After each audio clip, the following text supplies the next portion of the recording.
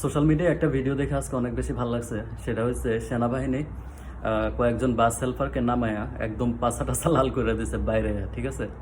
তো যে সমস্যাটা বাংলাদেশের পরিবহন সেক্টরের যে সমস্যাটা, এটা আমার মনে হয় শুধুমাত্র সেনাবাহিনীর কাছে 1 মাস দায়িত্ব দিয়ে দিলে তারা সেটা একদম একদম মানে তারের মতো সোজা করে ফেলতে পারবে। তাদের ঈদ আসলে বা বিভিন্ন অকেশনে ওরা ভাড়া বাড়াই দেয়, তারপরে টাইম মতো গাড়ি ছাড়ে না, তারপরে নানান সমস্যা ওরা সৃষ্টি করে।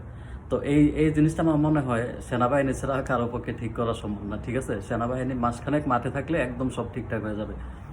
আপনি গত ঈদ যাত্রায় দেখছেন একদম শান্তিপূর্ণভাবে সবকিছু হয়েছে। তো এবারও মোটামুটি ঠিক আছে, হয়তো গতবারের মতো রোজা ঈদের মতো এবার হইতেছে না, কিন্তু তারপরেও সবাই অনেক বেশি তৎপর।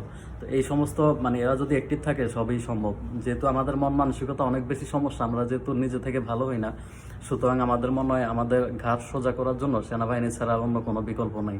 সো সেনাবাহিনী এই সুযোগটা একটু কাজে লাগাতে পারে। সেনাবাহিনী যদি একটু ফ্রি থাকে কোনো সময়, তারা ইচ্ছা করলে তারা মাঠে এই কাজটা করতে পারে, ঠিক আছে? আজকে যে কয়েকটা পাছাটা লাল করে দিছে একদম, মানে আমার মনে হয় না তারা কোনোদিন মানে ডাবল ভাড়া চাবে বা বেশি ভাড়া চাবে আর কি।